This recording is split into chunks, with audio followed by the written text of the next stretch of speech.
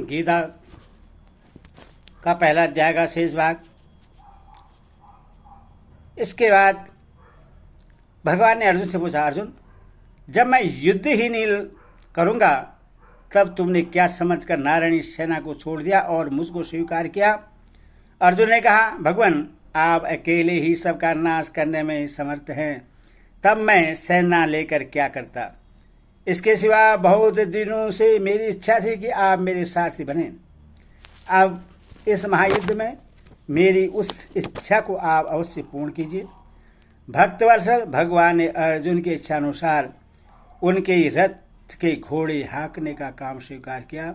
इसी प्रसंग के अनुसार भगवान श्री कृष्ण अर्जुन के सारथी बने और युद्धारंभ के समय कुरुक्षेत्र में उन्हें गीता का दिव्य उपदेश सुनाया। अस्तु।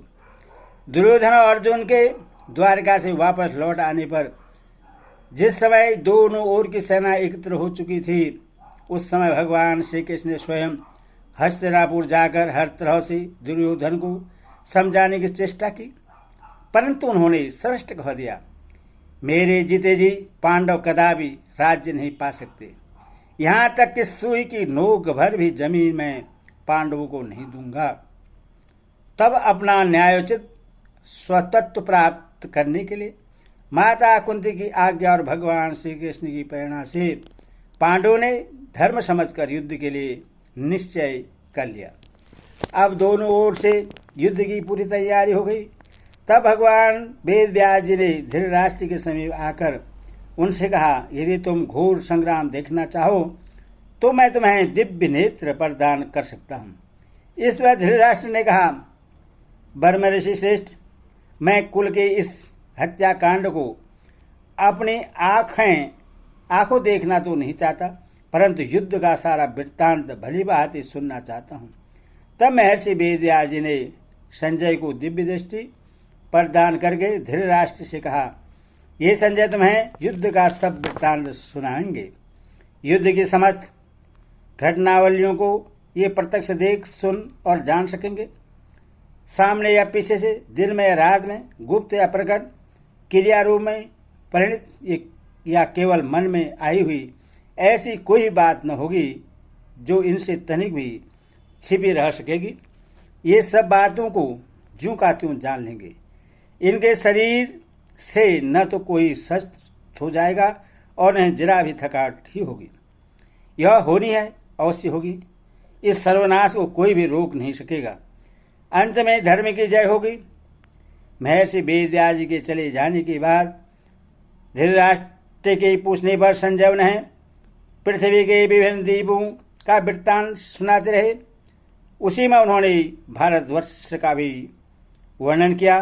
तदंतर जब कौरव पांडवों का युद्ध आरंभ हो गया और लगातार 10 दिन तक युद्ध होने पर पितामह भीष्म रणभूमि में रथ से गिरा दिए गए, तब संजय ने धृतराष्ट्र के पास आकर उन्हें अकस्मात भीष्म के मारे जाने का समाचार सुनाया। उससे सुनकर धृतराष्ट्र को बड़ा ही दुख हुआ और युद्ध की सारी बातें विस्तार पूर्वक सुनाने के लिए उन्होंने संजय से कहा। तब संजय ने दोनों ओर की सेनाओं की व्यूह रचना आदि का विस्तृत वर्णन किया।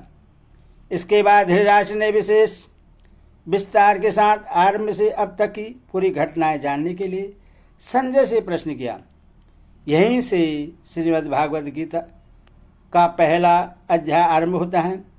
महाभारत भीष्म पर्व में यह 25वां अध्याय है।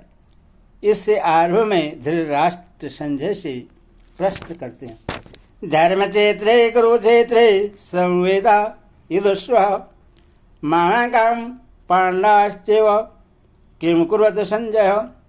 धृतराष्ट्र बोले, हे संजय, धर्मभूमि कुरुक्षेत्र में एकत्रित युद्ध की इच्छा वाले मेरे और पांडव के पुत्र ने क्या किया? कुरुक्षेत्र के स्थान का नाम है और उससे धर्म क्षेत्र क्यों कहा जाता है? महाभारत वन पर्व के 93वें अध्याय में और शल्य पर्व के 53वें अध्याय में कुरुक्षेत्र के महात्म्य का विशेष वर्णन मिलता है। वहाँ इससे सरस्वती नदी के दक्षिण भाग और दृश्यदति नदी के उत्तर भाग के मध्य में बतलाया है।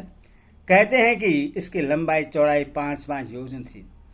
यह स्थान अंबाला से दक्षिण और दिल्ली से उत्तर की ओर है।